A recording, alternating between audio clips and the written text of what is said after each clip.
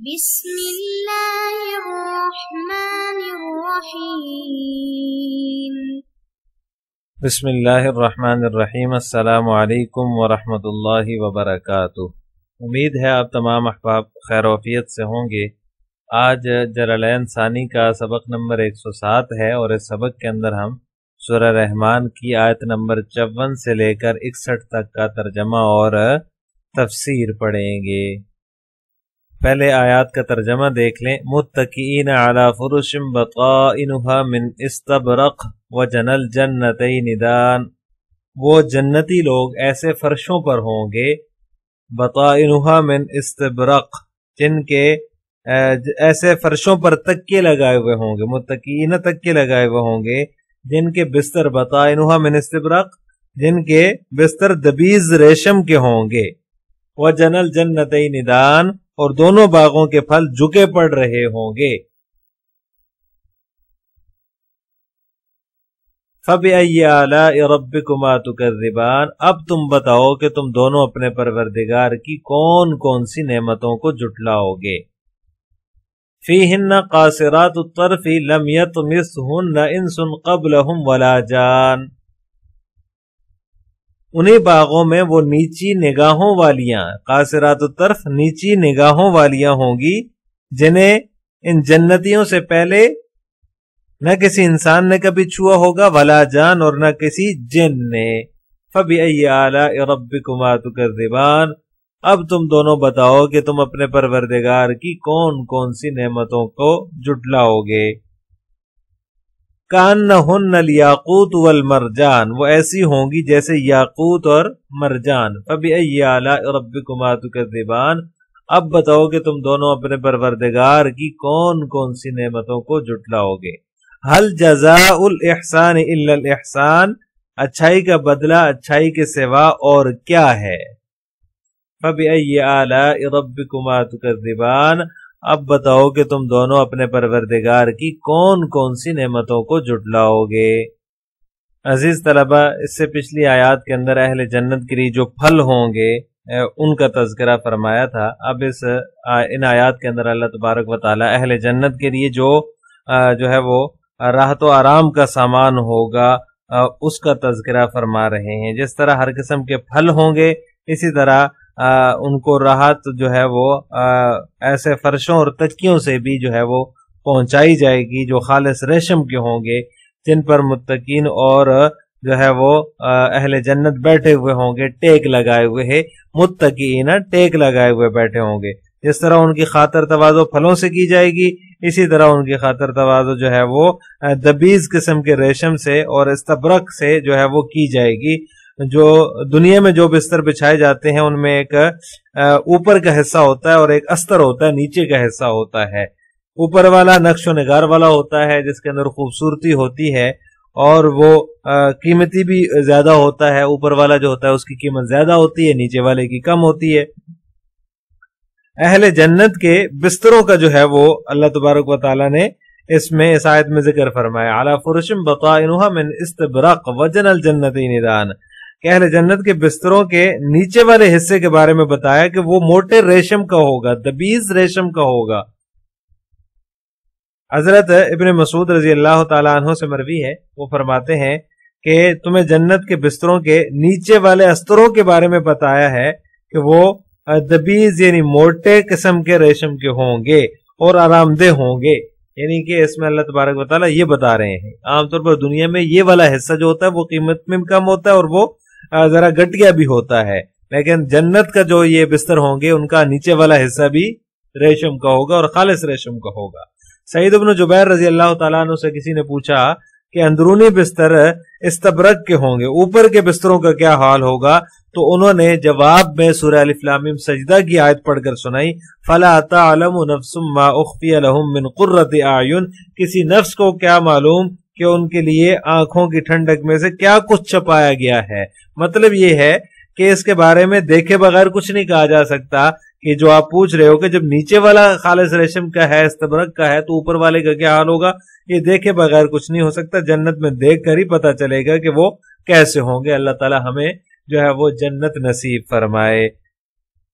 وہ جنل جنتین دان، اور جنتیوں کے جو پھل ہوں گے وہ قریب ہوں گے، دونوں جنتیوں کے جو پھل ہیں وہ قریب قریب ہوں گے۔ حضرت ابن عباس رضی اللہ تعالیٰ عنہ سے مروی ہے، وہ فرماتے ہیں اولیاء اللہ جنت میں ہوں گے، اگر چاہیں تو وہ کھڑے ہو کر پھل توڑ لیں، اگر چاہیں تو لیٹے لیٹے توڑ لیں، ہر حال میں درخت ان کے قریب آ جائیں گے۔ یعنی جس طرح اہل جنت کو خواہش ہوگی پھل کھانے کی، جس پھل کھانے کی خواہش ہوگی وہ درخت اس کے قریب آ جائے گا اور وہ پھل توڑ کے کھا لے گا۔ کتنا ہی بہترین اور اچھا جو ہے وہ اللہ تبارک و تعالیٰ نے انعام اور اکرام کا سلسلہ اہل جنت کے لیے جو ہے وہ تیار کر رکھا ہے۔ فَبِأَيِّ آلَاءِ رَبِّكُمَا تُكَذِّبَانِ، اس لیے فرمایا کہ اب تم بتاؤ کہ تم اپنے پروردگار کی کون کون سی نعمتوں کو جھٹلاؤ گے۔ فِيهِنَّ قَاصِرَاتُ الطَّرْفِ لَمْ يَطْمِثْهُنَّ إِنسٌ قَبْلَهُمْ وَلَا جَانٌ، اس میں جو ہے وہ اہل جنت کی بیویوں کا تذکرہ ہے کہ اہل جنت کی ہر قسم کا راحت و آرام تو ہوگا، میوے ہوں گے، پھل ہوں گے، بستر ایسے ہوں گے، تکیے ایسے ہوں گے، ایسے فرش ہوں گے۔ اب بیویاں کیسی ہوں گی تو وہ اس میں بتا دیا، فیہن قاصرات الطرف، نگاہیں نیچی کرنے والی، یعنی نگاہیں جھکانے والی بیویاں ہوں گی۔ لم یطمثہن انس قبلہم ولا جان، جس کو ان سے پہلے نہ کسی جن نے چھوا نہ کسی انسان نے چھوا۔ یہ بیویاں دنیا والی بھی ہوں گی اور اس کے علاوہ حور عین بھی ہوگی، جس کا ذکر اللہ تبارک و تعالیٰ نے اپنے کلام میں فرمایا ہے، جن سے وہاں نکاح کیا جائے گا۔ ان سب کا حسن و جمال جو ہے وہ بہت زیادہ ہوگا، وہ اپنی آنکھوں کو نیچی رکھیں گی، اپنے شوہروں کے علاوہ کسی کو بھی نظر اٹھا کر نہیں دیکھیں گی۔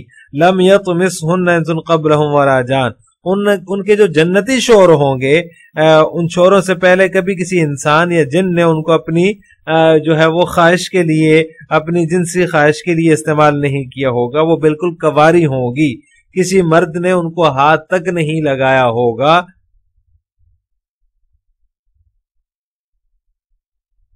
اور صاحب روح المعانی فرماتے ہیں کہ ہر مرتبہ جب ان کے پاس جنتی شوہر جائیں گے تو ان کو کنواری ہی پائیں گے، یہ اللہ تعالیٰ کا انعام ہوگا ان کے لیے۔ پھر ان کے حسن و جمال کو جو ہے وہ بیان کرتے ہوئے اللہ تبارک و تعالیٰ نے فرمایا انسن قبلہم ولا جان کانہن الیاقوت والمرجان، کہ یہ تو ہو گیا انسن قبلہم ولا جان کانہن الیاقوت والمرجان، کہ اللہ تبارک و تعالیٰ فرماتے ہیں کہ گویا کہ وہ یاقوت ہیں اور مرجان ہے، یہ ان کی صفت بیان فرمائی ہے، ان کے حسن و جمال کا بیان ہے کہ وہ جو ہے وہ موتیوں کی یہ جو قسمیں ہیں یاقوت اور مرجان، ان کا تذکرہ فرمایا کہ وہ ان کی طرح جو ہے وہ گویا کہ یاقوت اور مرجان ہیں، یعنی کہ یاقوت کی صفائی اور اس کی جو سفیدی اور لولو کی جو سفیدی ہوتی ہے، اس میں اللہ تبارک و تعالیٰ نے ان کو تشبیہ دی ہے کہ چہرے کی ایک قول میں چہرے کی سرخی کو یاقوت سے اور باقی جسم کو موتیوں کی سفیدی سے اللہ تبارک و تعالیٰ نے یہاں پر جو ہے وہ تشبیہ دی ہے۔ حضرت ابو ہریرہ رضی اللہ تعالیٰ عنہ سے مروی ہے، وہ فرماتے ہیں کہ سب سے پہلی جماعت جو جنت میں جائے گی ان کی صورتیں ایسی ہوں گی جیسے 14ویں رات کا چاند ہوتا ہے۔ پھر جو دوسری جماعت جنت میں داخل ہوگی ان کے چہرے ایسے ہوں گے جیسے کوئی خوب روشن اور واضح قسم کا ستارہ آسمان میں نظر آ رہا ہو۔ ان میں سے ہر شخص کے لیے حور عین میں سے 2 بیویاں ہوں گی، ان کی پنڈلیوں کے اندر کا جو گودا ہے حسن کی وجہ سے ہڈی کے اندر سے وہ بھی نظر آ رہا ہوگا، گوشت کے باہر نظر آ رہا ہوگا، یعنی کہ گوشت کے اندر جو گوشت ہے، پھر ہڈی ہے، پھر ہڈی کے اندر کا جو گودا ہے وہ بھی جو ہے وہ اوپر سے نظر آ رہا ہوگا ان کے حسن و جمال کی وجہ سے۔ یہ صحیح بخاری کی روایت ہے۔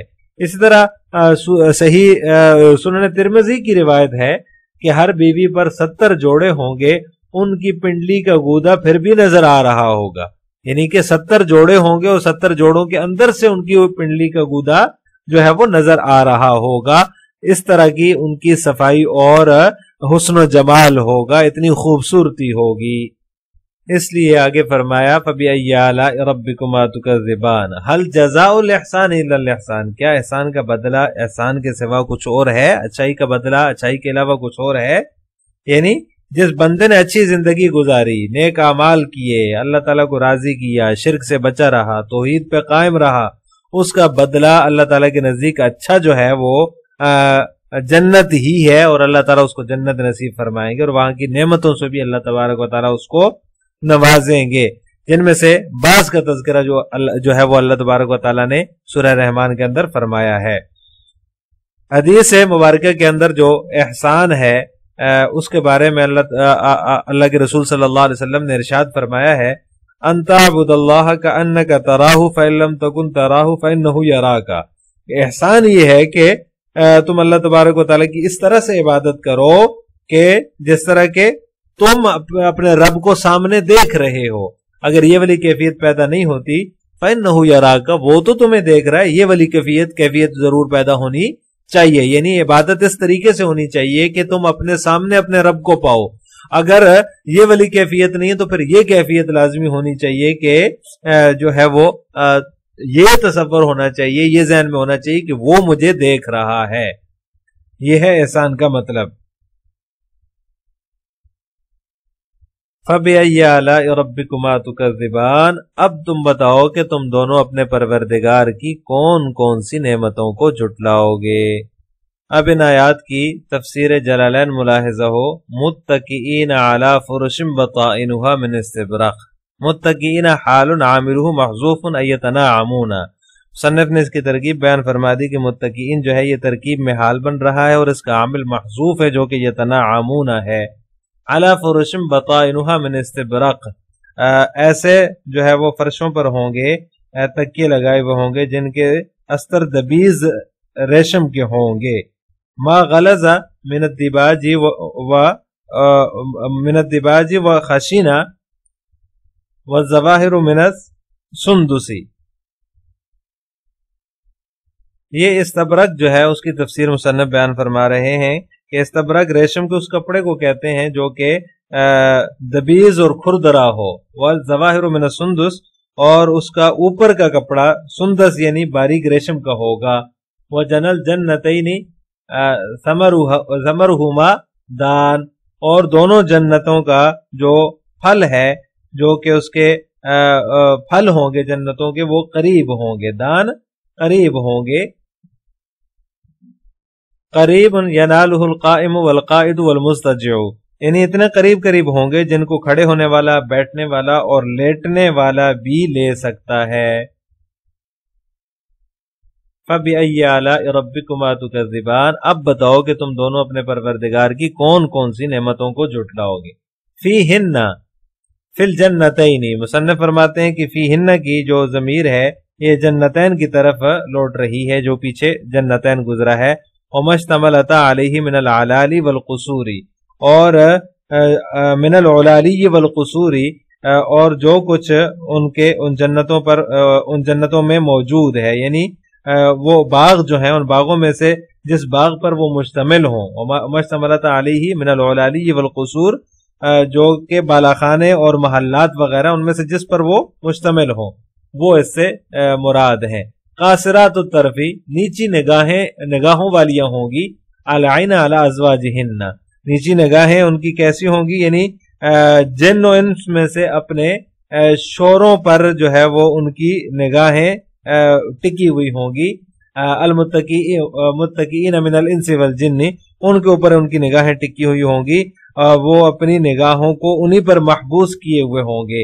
لم یطمسہن انس قبلہم ولا جان، نہ ان میں سے پہلے کسی انسان نے اس کو چھوا، ان کو چھوا ہوگا، اور نہ ہی کسی جن نے۔ لم یطمسہن یتفضہن وہن من الحور او من نساء الدنیا المنشآت۔ مصنف فرماتے ہیں کہ لم یطمسہن کا مطلب ہے یتفضہن، کہ نہ ان سے کسی نے وطی کی ہوگی، وہن من الحور، اور وہ حوروں کی قبیل سے ہوں گی، او من نساء الدنیا، یا پھر وہ دنیا کی عورتوں کی قبیل سے ہوں گی، المنشآت، جن کو جو ہے وہ پیدا کیا گیا ہوگا۔ انسن قبلہم، یعنی المنشآت وہ ولادت مراد ہے جس میں جو ہے وہ ولادت کے توسط کے بغیر جو ہے وہ ان کو پیدا کیا جائے، وہ مراد ہے۔ انسن قبلہم ولا جان، کسی نہ جن نے ان سے پہلے چھوا نہ کسی انسان نے چھوا۔ فَبِأَيِّ آلَاءِ رَبِّكُمَا تُكَذِّبَانِ، تم اب بتاؤ کہ اپنے پروردگار کی کون کون سی نعمتوں کو جھٹلاؤ گے۔ كَأَنَّهُنَّ الْيَاقُوتُ صَفَاءً، گویا کہ وہ یاقوت ہیں، یعنی کہ صفائی کے اندر۔ یہ جو تشبیہ دی ہے مصنف کا مقصد یہ ہے کہ یہ تشبیہ اللہ تبارک و تعالیٰ نے یاقوت کے ساتھ ان کو صفائی میں دی ہے، خوبصورتی میں دی ہے۔ والمرجان آئے لؤلؤ بیاضن، اور مرجان کے ساتھ جو یعنی لولو کے ساتھ جو ان کو تشبیہ دی ہے اللہ تبارک و تعالیٰ نے کہ وہ مرجان ہے تو وہ سفیدی میں دی ہے، بیاضن سفیدی میں دی ہے۔ فَبِأَيِّ آلَاءِ رَبِّكُمَا تُكَذِّبَانِ، اب بتاؤ کہ تم اپنے پروردگار کی کون کون سی نعمتوں کو جھٹلاؤ گے۔ حل ما جزاء الاحسان بالطاعۃ الا الاحسان بالنعیم، حل ما کے معنی میں ہے کہ نہیں ہے احسان کا بدلہ یعنی اطاعت کا بدلہ، الا الاحسان سوائے احسان کے یعنی کہ نعمتوں کے، یعنی جو پہلا احسان ہے اس سے مراد طاعت ہے، فرما برداری ہے، اور دوسرے احسان سے مراد نعیم ہے یعنی کہ نعمتیں مراد ہیں، یعنی جو اطاعت ہے جو فرما برداری ہے اس کا بدلہ صرف اور صرف نعمتیں ہیں، اس کے سوا اور کچھ بھی نہیں ہے۔ فَبِأَيِّ آلَاءِ رَبِّكُمَا تُكَذِّبَانِ، اب بتاؤ کہ تم اپنے پروردگار کی کون کون سی نعمتوں کو جھٹلاؤ گے۔ السلام علیکم ورحمۃ اللہ وبرکاتہ۔